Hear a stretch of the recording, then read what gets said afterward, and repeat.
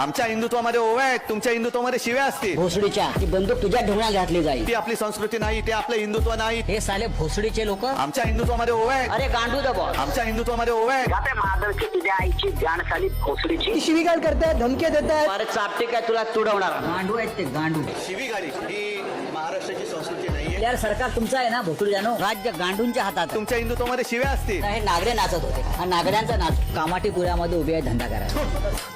कोण येड झावा आहे ते. उद्धव ठाकरेंनी संजय राऊतांना झापलं फक्त मारायचं बाकी होतं असा दावा हा बच्चू कडूंनी केलेला आहे. त्यामुळं वाद आता सध्या झालेला आहे सुरू.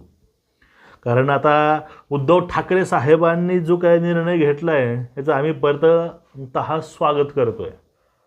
बघा मित्रांनो, आपल्याला आज सगळ्या या विषयावरती आज बोलायचं आहे. तत्पूर्वी सर्वांना रामकृष्णाने नमस्कार, राम राम. सगळ्यांना विनंती करण्याला सबस्क्राईब करा, बेल आयकॉन व्हिडिओ शेअर करा. शिवसेना संपण्यामागं जेवढे जिम्मेदार उद्धव ठाकरे आहेत त्याच्याहून जास्त जिम्मेदार हे संजय राऊत आहेत. उद्धव ठाकरे भाजपसोबत असताना भाजपसोबत असल्यामुळं हे सगळं काही चालवून गेलं. उद्धव ठाकरे बाहेर पडले काय नाही पडले काय जास्त काही फरक नाही पडला. एका छत्राखाली हिंदुत्वाखाली हे सगळे कार्यकर्ते शिवसैनिक महाराष्ट्र सैनिक हे काम करायचे. पण 2019मधला 2 दिवस कधीच शिवसैनिक विसरू शकणार नाही मित्रांनो. कारण जे शिवसेनेची शिकवण बाळासाहेबांनी लावली होती, जो बाळासाहेबांनी पायंडा पाडला होता, तो सध्या अक्षरशः धुवून काढून एकदम विरुद्ध बाजूनं उद्धव साहेबांनी वाटचाल सुरू केली. आता ते मागचे कारण काय, त्यांना मुख्यमंत्रीपद, मुलाला मंत्रीपद, आपल्याला ह्या विषयावरती आज बोलायचं नाही. पण शिवसेना संपवण्यामागं डोकं हे काकाचं नाही. त्या डोक्याला साथ एका शिवसेने त्या डोक्यानं दिली आहे. तो डोकं म्हणजे राऊताचं डोकं.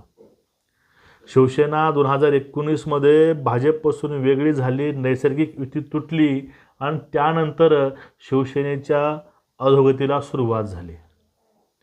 एक म्हणतात ना, घरातील एक मोठा माणूस घरामध्ये असायला पाहिजे.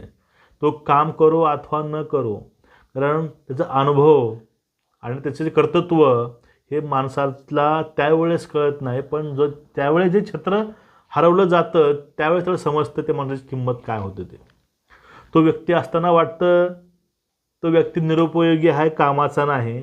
पण ज्यावेळेस तो जाईल तेव्हा समजतं त्याचं महत्त्व काय आहे.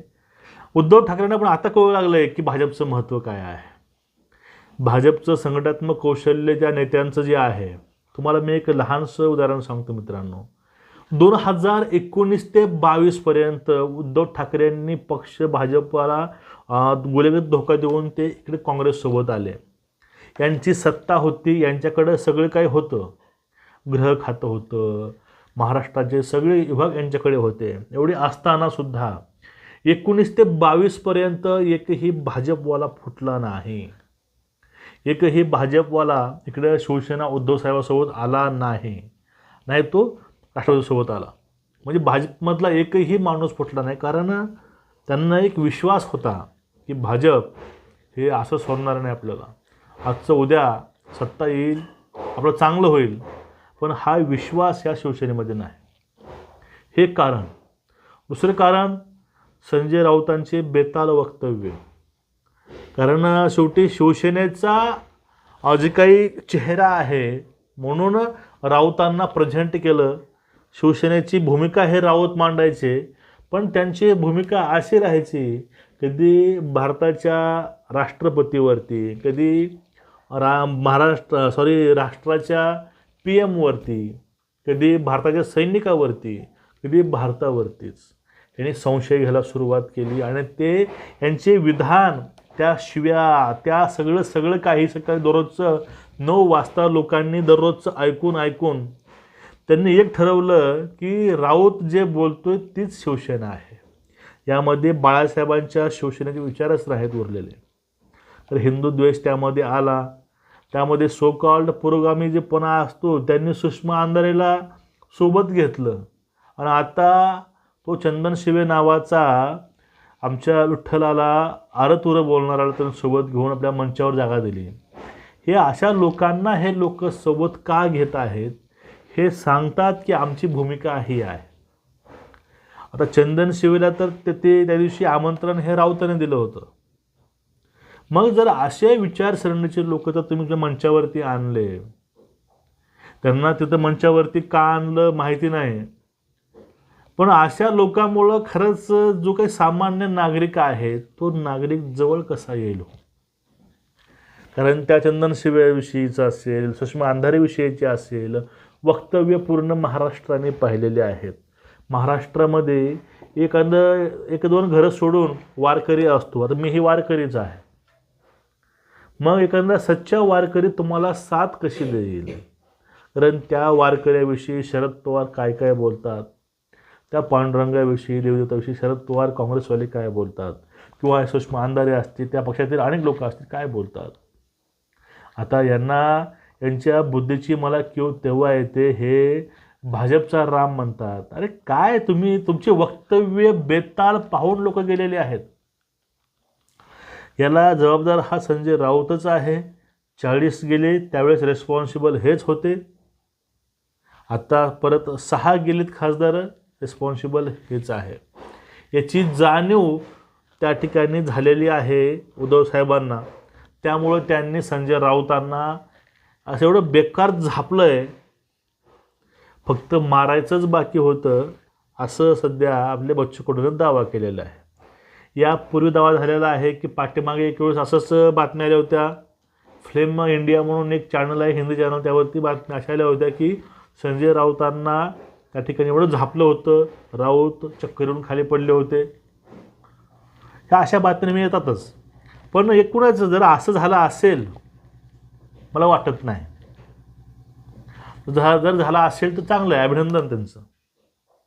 पण एकूणच ही जर शिवसेनेच्या अधोगतीला जर कोणी कारणीभूत असेल तर ते म्हणजे संजय राऊत.